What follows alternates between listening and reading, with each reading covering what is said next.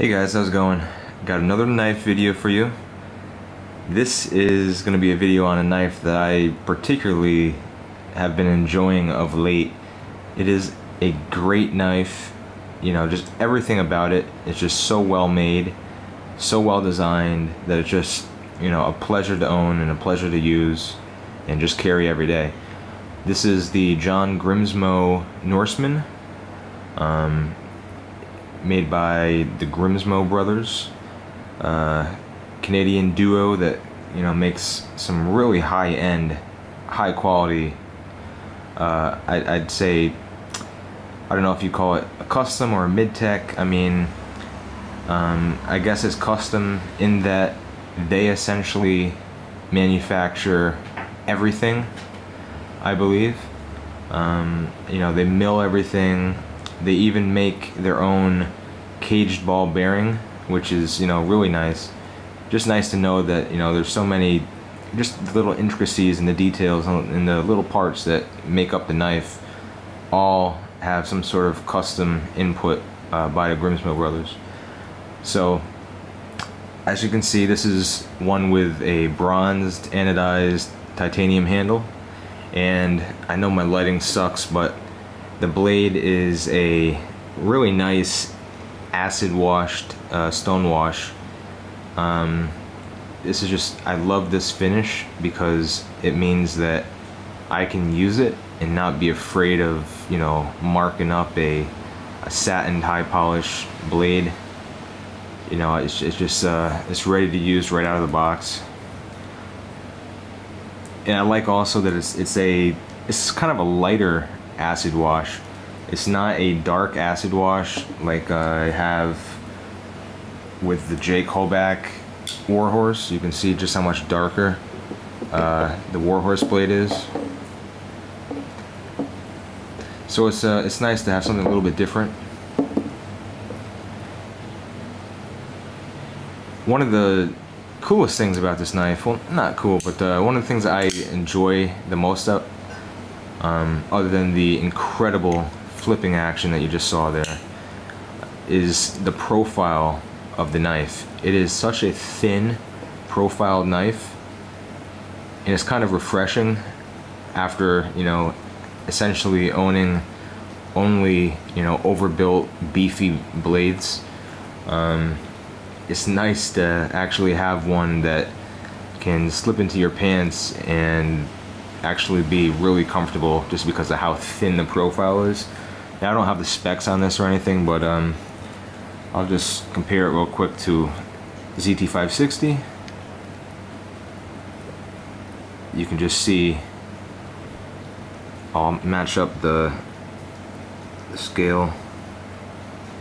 You can just see how much thicker the ZT is. The ZT is really not even a huge overbuilt knife. So, you know, it's very nice. It's pretty light.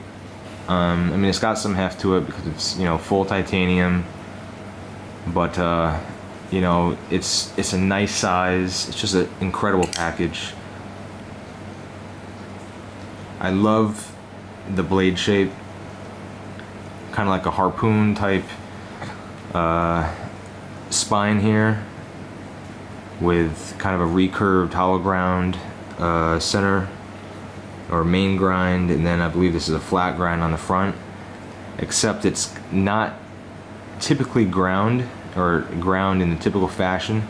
It's actually milled. Try to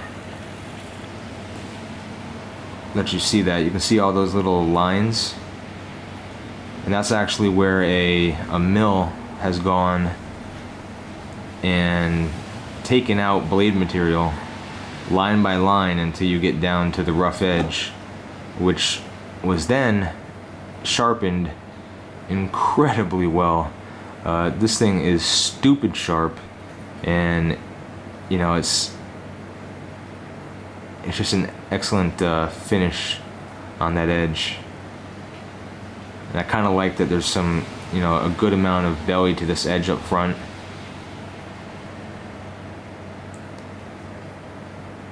You can see that the thumb stud here is really nice, kind of stepped also with the same, you know, very vibrant bronze gold anodizing. Also, a nice little detail is the pivot has the Norseman, or the Grimsmo Norseman logo. This is kind of their brand logo. It's pretty neat.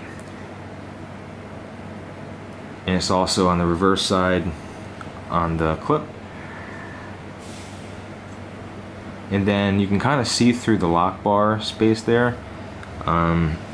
There is, let me get my light.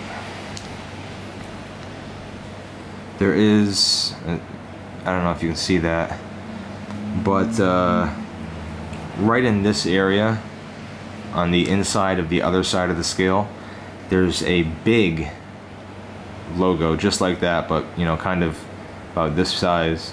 So that's pretty neat. And then there's also some writing, I believe. Where did I see it?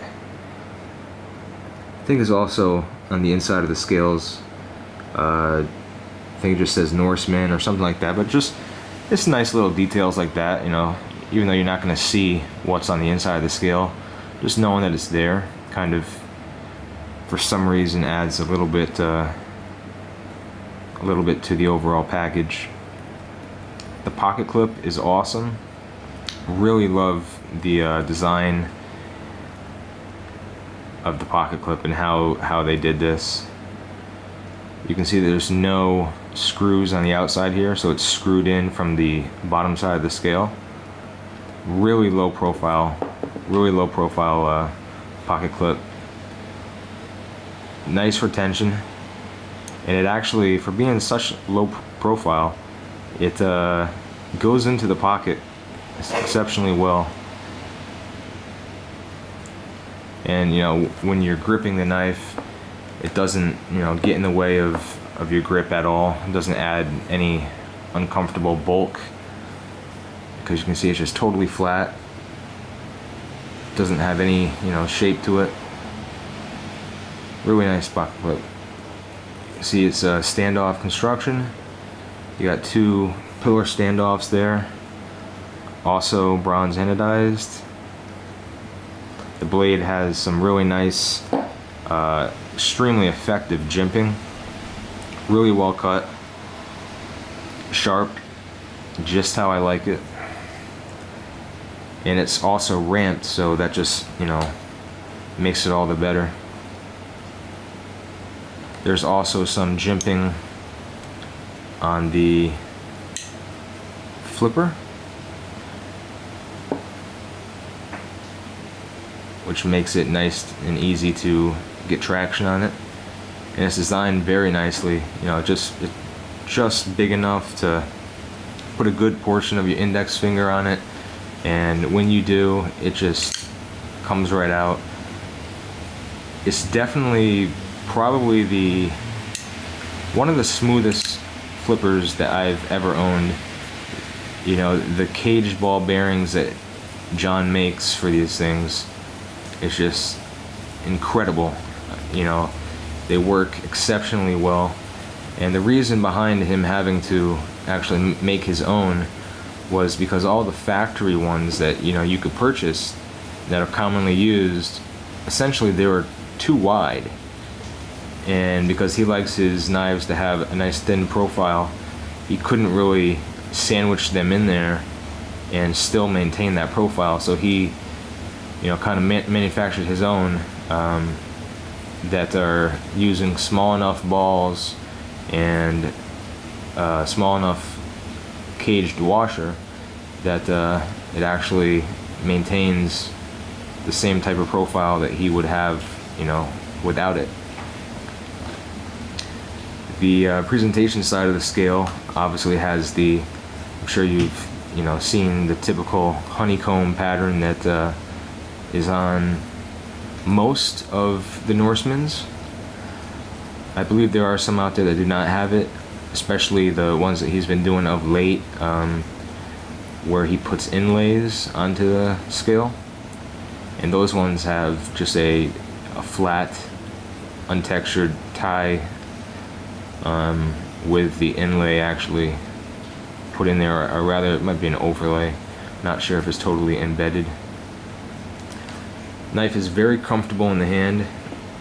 The handle is nicely shaped, very organic, and just fits the hand really nice. The knife's a good overall size too. I believe the blade's probably somewhere around, I don't know, 3 3/4, probably a little bit over 3.5. Let me show it next to the ZT. Yeah, I think the ZT is 3 3/4, so the Norseman is essentially the same size. Actually, it's just about the exact same size in length as the ZT560. So if you have a ZT560, now you know how big the Norseman is. Let's just show you while I have this out the blade profile. Since this is such a thin knife, it obviously has a thin blade, but you can just see how much thicker the ZT is, and the ZT isn't even a super thick blade. Let me bring out my Hoback Warhorse again. The Hoback is probably at least twice this thick. I believe it's 0.2 inches, so around 5 millimeters. Not exactly sure. This is probably more like 0.1 or 0.12.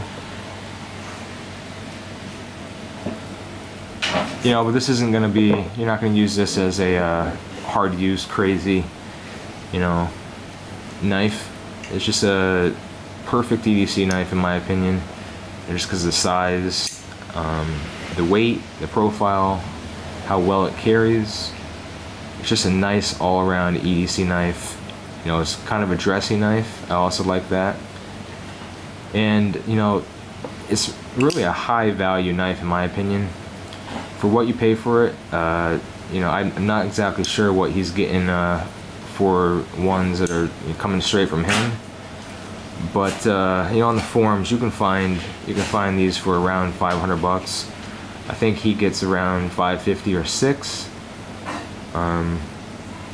Maybe around 550 or maybe even a little bit less, I'm not sure. Because I know he was getting about 650 for the ones with the inlays. So I mean, for the price, you're getting a lot of quality, a lot of craftsmanship, just a very well built and finished blade that is, you know, comparable to much more expensive knives, in my opinion. So if you're at all enticed by this thing, keep your eyes out, pick one up, because you will not be disappointed. Thanks for watching. Stay tuned for the next video.